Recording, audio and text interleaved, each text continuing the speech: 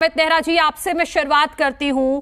जो सियासी दलों के नेताओं की जो जमीन पर हलचल दिखाई दे रही है, उससे ऐसा लग रहा है जैसे चुनाव आज या कल में ही है।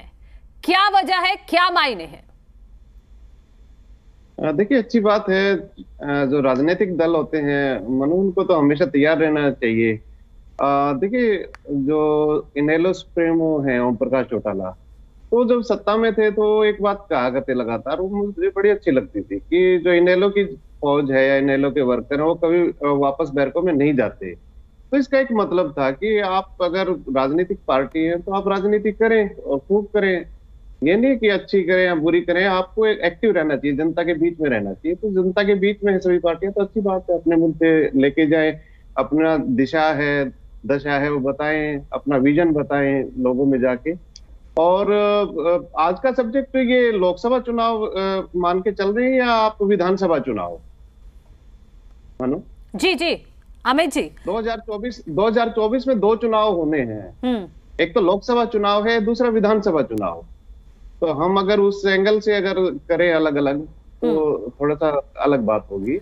लेकिन नहीं, ये सवाल अमित जी मैंने इसलिए पूछा क्योंकि आप देखिए ना, बड़े बड़े नेता भूपेंद्र सिंह हुड्डा, दीपेंद्र हुड्डा, कुमारी शैलजा, किरण चौधरी, मुख्यमंत्री खुद उतरे हुए हैं, Om Prakash Dhankhar back to back meetings ले रहे हैं, ओम प्रकाश चौटाला जी जमीन पर दिखाई दे रहे हैं, जेजेपी की तरफ से दुष्यंत चौटाला जी को आप देख लीजिए, जगह जगह जनसभाएं की जा रही हैं।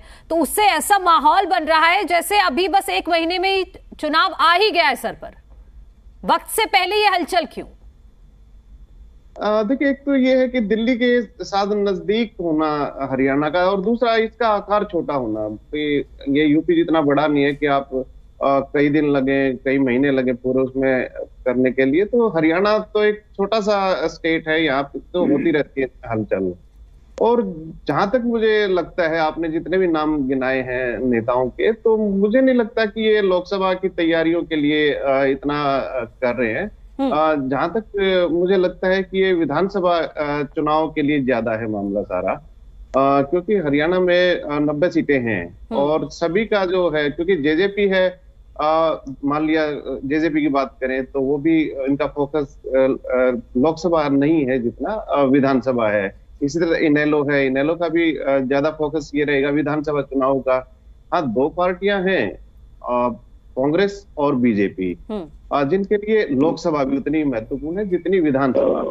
और लगता भी ये है कि आगामी जो चुनाव है 2024 का, चाहे विधानसभा चुनाव कह लो या लोकसभा चुनाव कह लो, बाइपोलर रहने वाला है जहां तक लगता है। क्योंकि जो दो बड़े दल है उन्हीं के बीच में मुकाबला रहने की उम्मीद है। हालांकि पहले भी हरियाणा में इसी तरह होता रहा था कि कांग्रेस वर्सेस इनेलो रहा था। उस समय बीजेपी प्रभावशाली नहीं थी, कभी भी टक्कर में नहीं रही थी। 2014 से पहले की बात अगर करें हम, तो अब ये शिफ्ट होके जो इनेलो है और इसमें जो स्प्लिट हुआ, तो कांग्रेस वर्सेस बीजेपी आ गया है माहौल। तो दोनों में टक्कर ज्यादा देखने को मिलेगी। तो डबल जिम्मेदारी है, इसीलिए मैदान पर दिखाई दे रहे हैं ज्यादा। हाँ, हालांकि जेजेपी और इनेलो भी काफी मेहनत कर रहे हैं दोनों ग्राउंड में। देखा जाए तो जेजेपी ने नए जिला अध्यक्षों की घोषणा की है, काफी परिवर्तन किया है अपने सारे उसमें, और इनेलो भी लगातार ग्राउंड पे दिख रही है। आम आदमी पार्टी है, आम आदमी पार्टी तय नहीं कर पा रही है कि उसको करना क्या है। वो एक कदम आगे रखती है, दो कदम पीछे खींच लेती है।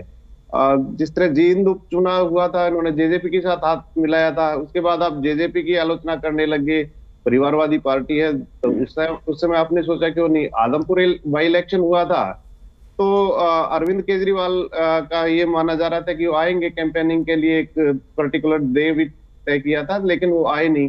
तो इसका ये मैसेज गया कि आपकी रुचि नहीं है हरियाणा में। तो आम आदमी पार्टी की अभी तक इतनी सक्रियता दिखाई नहीं दी। एक तो इनका प्रदेशाध्यक्ष नहीं बन पाए यहाँ पे अभी तक, तय नहीं कर पाए हैं। तो ये बहुत सारी चीजें हैं। तो चार पार्टियां तो ऐसी हैं जो सीधे सीधे एक्टिव मोड में दिख रही हैं। ठीक है।